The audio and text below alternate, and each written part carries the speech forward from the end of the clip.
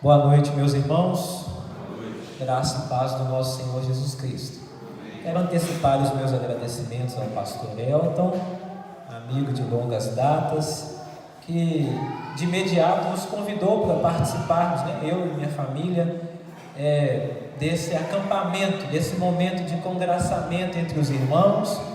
É um privilégio de rever os irmãos, conhecer outros e sendo testemunha do que Deus tem feito na Igreja Presbiteriana Central de Betim. Igreja essa que me abraçou, me apoiou, investiu e me enviou para o seminário. Então, como o pastor Elton disse, eu de fato me sinto em casa. Que Deus em Cristo abençoe a todos. Serei sucinto na nossa devocional aqui. Peço aos irmãos, por gentileza, que abra sua Bíblia junto comigo no Evangelho de Mateus, capítulo 27. A leitura se dará dos versos 62 ao 66. Mateus capítulo 27, do 62 ao 66. O pastor Elton colocou que dentro dessa temática, da ressurreição de Cristo, entre a sua prisão, sua agonia, o sábado é um sábado de silêncio e também um sábado de expectativas. E eu gostaria de propor uma temática para nós aqui, o sábado da esperança, de acordo com a exposição desse texto que nós faremos a leitura. Diz assim a palavra de Deus, Mateus 27, do 62 ao 66. No dia seguinte, que é o dia depois da preparação, reuniram-se os principais sacerdotes e os fariseus, e dirigindo-se a Pilatos, disseram-lhe: Senhor, lembrando-nos de que aquele embusteiro, enquanto vivia, disse: depois de 3 dias ressuscitarei. Ordena, pois, que o sepulcro seja guardado com segurança até ao 3º dia, para não suceder que, vindo os discípulos, o roubem e depois digam ao povo: ressuscitou dos mortos, e será o último embuste pior que o primeiro. Disse-lhes Pilatos: aí tendes uma escolta, ide e guardai o sepulcro, como bem vos parecer. Indo eles, montaram guarda ao sepulcro, selando a pedra e deixando ali a escolta. Então, seguindo essa programação, logo após a morte de Jesus, houve o seu sepultamento. E o texto já inicia dizendo que no dia seguinte, que é o dia depois da preparação. Que dia é esse? O dia da preparação, meus irmãos, era exatamente a sexta-feira, conforme também temos o relato de Marcos, capítulo 15, versículo 42. O dia da preparação era o dia em que todo judeu que se prezasse, ele preparava tudo, ele antecipava os seus afazeres, ele preparava tudo aquilo que era necessário para o uso no dia de sábado, tudo para guardar o mandamento, tudo para guardar o dia do Senhor. Eles faziam a provisão do lar, eles faziam toda a organização da casa, preparavam a lenha para o fogo, inclusive a preparação ou o embalsamamento dos corpos, para serem sepultados. Então se fazia tudo na sexta-feira, para guardar o sábado, para honrar o 4º mandamento. Portanto, o dia da preparação aqui, ele introduz o relato da atitude dos principais sacerdotes e fariseus, aqui no verso 62, quando eles se dirigem a Pilatos para garantir o sepulcro e a permanência de Jesus no sepulcro. Veja, garantir a permanência de Jesus no sepulcro. Então, portanto, eu peço que os irmãos acompanhem a exposição, por gentileza. Este é o dia da preparação, a sexta-feira. E por que esta preocupação, meus irmãos? Porque essa preparação acontecia exatamente para que nada ocorresse no sábado e os judeus muito zelosos por guardar a lei, muito zelosos para expor o quanto eles eram empenhados em guardar a lei do Senhor, se veem agora numa atitude completamente incoerente daquilo que eles professavam. Diziam guardar a lei, honrar a lei, mas exatamente aqui, findando a sexta-feira, porque o dia terminava às 18 horas, então a partir das 18 já iniciava o dia de sábado. Sabemos que Jesus foi crucificado por volta de meio-dia, começa a sofrer, começa a padecer, e é interessante, meus irmãos, que esta preparação vai iniciar, vai desencadear todo um processo de um plano do mal, de uma investida aonde eles tentariam impedir algo que ninguém jamais poderia impedir: a ressurreição de Cristo. Então esta preocupação deles mostra a consciência que eles tinham, uma consciência hipócrita. Os mesmos fariseus e também sacerdotes que estão aqui se dirigindo a Pilatos, findando a sexta-feira, já entrando no sábado, quebrando os mandamentos, estes mesmos acusaram os discípulos de Jesus certa feita, os irmãos vão se lembrar disso, de terem violado o sábado para colher algumas espigas de milho. Então eles chegaram até Jesus e disseram: olha, os seus discípulos estão violando o sábado, estão indo atrás de colher espigas e é proibido. Ou seja, para fazer o bem, a lei proibia, porque os discípulos até então não estavam fazendo nada de mal, e Jesus vai dizer que Ele é o Senhor do sábado, ou seja, Ele é o cumprimento da lei. Estes mesmos também procuraram matar Jesus, porque Ele havia mandado um homem tomar o seu leito e andar num dia de sábado, ou seja, o repreenderam porque ele também estava fazendo bem, curando no dia de sábado. Só que não se importaram de quebrar o mesmo mandamento para apressar os pés, apressar os passos para fazer o mal, para irem até Pilatos já no sábado, para garantir a permanência de Jesus no sepulcro. É interessante que, se você puder abrir a Bíblia comigo rapidamente, em Lucas capítulo 23, versículo 56, Evangelho de Lucas capítulo 23, versículo 56, só para fazer aqui uma comparação, perceba que enquanto os fariseus estão indo no sábado, quebrando o mandamento, para pôr em dia a sua agenda do mal, Lucas vai registrar no versículo 56 que as mulheres da Galileia, Maria e Maria Madalena, se retiraram nesse mesmo dia da preparação, para quê? E no sábado descansaram segundo o mandamento. Então, enquanto por um lado os detentores da lei estavam descumprindo a lei, essas mulheres estavam honrando a lei, estavam obedecendo o mandamento para descansar no sábado, mesmo com os corações enlutados, mesmo com os corações tristes pela perda do mestre. Então nós percebemos como que a hipocrisia reinava na vida daqueles que se diziam detentores do direito, do saber e da lei. E é interessante que os principais sacerdotes e fariseus eram inimigos implacáveis de Cristo, e não sabem disso. Deliberaram sobre como matá-lo, arquitetaram esse plano do mal, empregaram ajudas para traí-lo, enviaram com ele, como o pastor Elton disse hoje de manhã na leitura, uma turba de pessoas munidas de porretes e espadas para prendê-lo.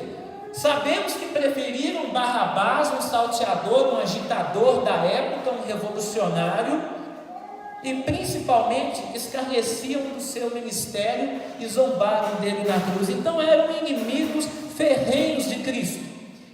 E ainda assim, mesmo tendo cumprido a sua agenda de levar Jesus para a cruz, embora saibamos que tudo isso fazia parte do plano da redenção, mesmo assim, os corações daqueles homens estavam agitados, preocupados, com medo das palavras de Jesus, que ao terceiro dia iria ressuscitar, que ao terceiro dia iria ressurgir. E um fato importante é que tanto para judeus como para os cristãos posteriormente, a ressurreição significava literalmente a volta do corpo à vida. O túmulo vazio não provava e nem poderia provar a ressurreição de Cristo, porque afinal de contas é isso que eles propõem aqui no verso 63. Disseram-lhe: Senhor, lembrando-nos que aquele embusteiro, enquanto vivia, disse que depois de 3 dias ressuscitarei. Ele disse isso. Vai que os seus discípulos roubem o seu corpo, como está aí no verso 64. Vai que os discípulos à noite irão lá tirar o seu corpo da sepultura para fazer viva as palavras daquele enganador, daquele embusteiro. Vai que aqueles discípulos vão fazer viva essa lenda de que ele ressuscitou. E preocupados com isso, meus irmãos, eles providenciaram uma escolta. Portanto, o túmulo vazio não poderia provar a ressurreição de Cristo. A fé cristã não pode provar ou ser provada por um túmulo vazio. A fé cristã repousa sobre o Senhor ressurreto e vivo pelo testemunho da igreja e da sua palavra. A ressurreição de Cristo não pode repousar apenas num túmulo vazio, mas pelo testemunho da igreja e pelo testemunho da sua palavra registrada. E embora, meus irmãos, o túmulo vazio não provasse esta ressurreição, se o corpo de Jesus tivesse aparecido, sido encontrado imediatamente logo após o sumiço, pelos soldados, sido encontrado morto, na verdade, tanto judeus nem cristãos iriam crer, iriam de fato lembrar: olha, aquele homem de fato era um enganador, olha o corpo dele aí, viu como que os discípulos o roubaram? Meus irmãos, e trazendo uma aplicação muito prática, é exatamente esta fé que o secularismo quer atacar, colocando em nós a pecha de embusteiros. Ou que cremos de fato é verdade, num homem que morreu e ressuscitou, venceu a morte, prometeu que irá voltar, ou todos nós somos embusteiros. A nossa presença, o simples fato de estarmos aqui nessa comunhão é um embuste, é um engano, porque estamos em volta de uma realidade de um Cristo ressurreto, não de um Cristo que repousa mais num túmulo. Mas isso não veio de agora. Essa ideia de atacar a verdade da ressurreição de Cristo é antiga e já começou lá com esta preocupação.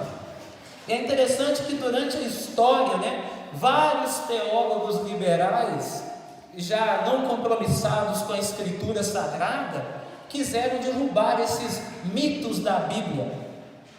Ou seja, tirar toda a espiritualidade e verdade desses fatos, como a ressurreição de Cristo. Um famoso teólogo chamado Rudolf Bultmann, um alemão, ele dizia que Cristo ressuscitou sim, mas no coração de cada crente apenas. Cristo de fato, Cristo histórico, ele não ressuscitou porque isso é impossível, mas ele vive na fé de cada um. Ou seja, é tentar, meus irmãos, fazer com que toda a realidade escriturística, de que toda a verdade que a Escritura nos apresenta, e na qual toda a fé cristã está alicerçada, que é a ressurreição de Cristo, não seja mais do que ou menos do que um mito. E nossa fé não repousa sobre um mito, de forma alguma. A preocupação dos judeus quanto ao embuste, é claro, está aqui no verso 64. E será o último embuste pior que o primeiro. Qual foi o primeiro embuste no qual acusaram Jesus? De que ele era o Messias. Ele se diz rei, ele se diz filho de Deus, ele se diz o Messias, o libertador. Mas ele é um embusteiro, e embora venha dos milagres, embora venha sinais, embora vendo os prodígios e maravilhas, embora vendo a autoridade com que ele ensinava, ainda assim não criam. E claro, para se cumprir a profecia do profeta Isaías, para que mesmo vendo não vejam e ouvindo não creiam, e preferiram chamá-lo de enganador, de embusteiro. Mas algo inquietava os corações dos fariseus e dos principais sacerdotes. Uma palavra de Jesus: ao terceiro dia eu ressuscitarei. É interessante que no verso 65 Pilatos diz: aí tendes uma escolta, ide, guardai o sepulcro, como bem parecer. O fato de Pilatos deliberar para eles a escolta foi a escolta do próprio palácio de Pilatos. Não foi uma escolta real, romana, mas foi uma escolta simples de guarda do palácio. Pode ir lá, guarda o túmulo. Se é isso que preocupa vocês, levem. Em outras palavras, Pilatos estava dizendo: aí está a guarda, detenham-no se puderem. Se puderem, detenham. Se é o fato dele ter dito que iria ressuscitar é o que incomoda vocês, então tentem. E esta verdade, meus irmãos, professada pela nossa vida, ainda continua incomodando. Não é que Cristo ressuscitou somente, porque o mesmo que prometera ressurgir dos mortos, é o que prometera também que voltará, que irá buscar o seu povo, e isso incomoda. Assim como os principais sacerdotes e fariseus foram atrás de Pilatos, o representante do Estado, hoje também a sociedade moderna, junto com o Estado e os seus poderes, com a sua agenda em dia do mal, tem tentado lacrar, colocar um selo sobre, não sobre o sepulcro como antigamente, mas a exemplo de Jesus, colocar um selo, lacrar a verdade de que nós somos um povo da esperança, um povo da fé, e que estamos debaixo de uma promessa de que Cristo voltará. E essas preocupações, esses empenhos, meus irmãos, se fazem presentes nos ataques à fé cristã, à moralidade da igreja, aquilo que cremos e aquilo que defendemos. Nenhuma sepultura humana poderia deter não somente a ressurreição de Jesus, mas era mais do que o ato dele ressurgir. Não poderia deter o plano redentor de Deus para a salvação do seu povo, que incluía a sua encarnação, a sua morte, a sua ressurreição, a sua ascensão, a sua subida aos céus e a sua glorificação à direita do Pai. Tudo isso foi um processo do plano de redenção de Deus no tempo, e o principal deles, que era ressurgir dos mortos, que era o atestado de vitória sobre a morte, eles tentaram impedir. Vamos lacrar o túmulo, vamos colocar uma escolta de soldados, conforme o verso 66, para caminhar para o final. Indo eles, montaram guarda ao sepulcro, selando a pedra, deixando ali a escolta. Esse selo era um selo real, o selo do governador, ninguém poderia violar. Então, caso fossem os discípulos de fato tentarem roubar o corpo de Jesus, seria impossível, até mesmo porque os discípulos estavam amedrontados, afastados e sem direção. O pastor havia sido ferido, então as ovelhas dispersaram. Sabemos que o que aconteceu, nenhum discípulo ficou com ele, apenas João acompanhando de longe, e depois, na hora da sua morte, ele lá ao lado da mãe do Salvador. Mas Pedro negou, Judas foi para o seu fim, e todos os demais se espalharam. E agora acabou mesmo, ele morreu, vimos morrer. E é interessante, meus irmãos, que os discípulos esqueceram das palavras de Jesus. Os discípulos esqueceram da promessa que ele havia feito: olha, eu vou morrer, mas ao terceiro dia eu ressuscitarei. Os discípulos que andavam com Jesus esqueceram, mas os inimigos de Jesus não esqueceram. Os inimigos de Jesus estavam com essa palavra bem fixa na mente, e assim também é hoje.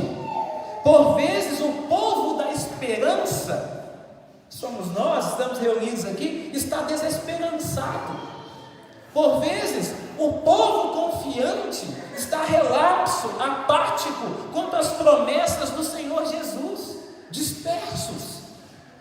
Porém, os inimigos de Cristo estão atentos, porque sabem que o mesmo que prometera ressuscitar e de fato ressuscitou, também prometeu voltar e voltará. E às vezes nós estamos esquecendo disso, vivendo uma vida desesperançados. A sexta-feira acabou com a morte de Jesus, vem o sábado do silêncio, mas enquanto o sábado está em silêncio, para aqueles que deveriam estar na expectativa, para aqueles que deveriam estar na esperança do surgir da alvorada do domingo, os inimigos da cruz, os inimigos de Cristo estavam atentos, preocupados, colocando em dia a agenda do mal. Vamos atrás de Pilatos, vamos lacrar o túmulo, vamos fazer de tudo para que ele não ressuscite. Meus irmãos, enquanto às vezes a igreja está dormindo, os inimigos da igreja estão bem acordados, estão bem atentos, estão bem apercebidos, e estão a todo empenho atrás das autoridades, não para impedir a volta de Jesus. Eles sabem que não podem, afinal já foi provado que é impossível impedir o plano do Senhor. Não impediram a sua ressurreição.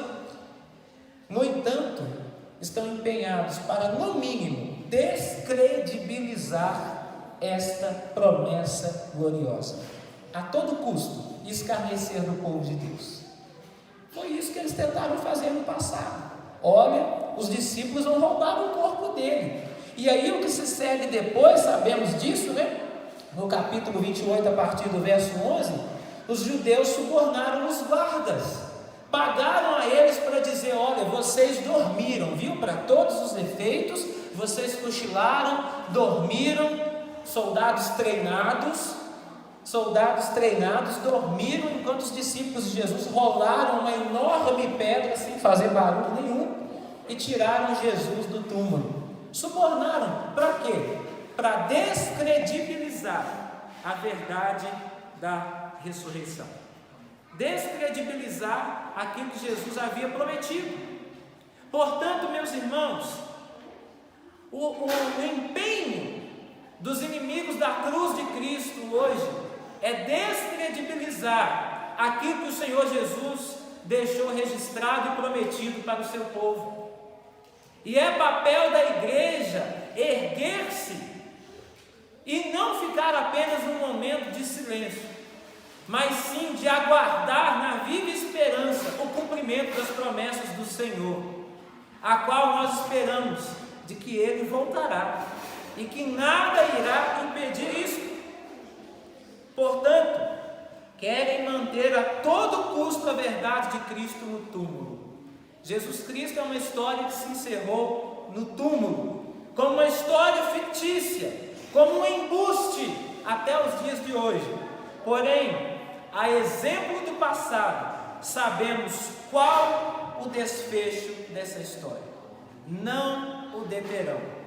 E se Ele permitir, na manhã de domingo, nós estaremos aqui para testemunhar que de fato aquele selo na pedra daqueles soldados, aquele plano da agenda do mal, não pôde deter a promessa gloriosa de Cristo. E é por isso que no sábado, hoje, devemos manter os nossos corações ardendo, não apenas num silêncio, mas numa viva esperança, na expectativa da glória da ressurreição com Cristo. E por fim, meus irmãos, Ele voltará. Não somente alguns o verão, mas todo olho verá e confessará ao Senhor redivivo e regresso. Temos a palavra de Cristo sobre esta promessa. Ele voltará e o aguardamos numa viva esperança que não jaz num sepulcro selado, não, mas jaz em nossos corações, certos de que nada o deterá. Enquanto hoje, sábado, nos arremetemos ao passado, sofrendo com Cristo, No silêncio da expectativa, da esperança, aguardamos também o seu ressurgimento. Então, que Deus em Cristo aqueça os nossos corações com a esperança, não somente do amanhã, mas sim da esperança de que estaremos com Ele muito em breve. Cremos assim na palavra de Deus. Fiquemos de pé, vamos orar?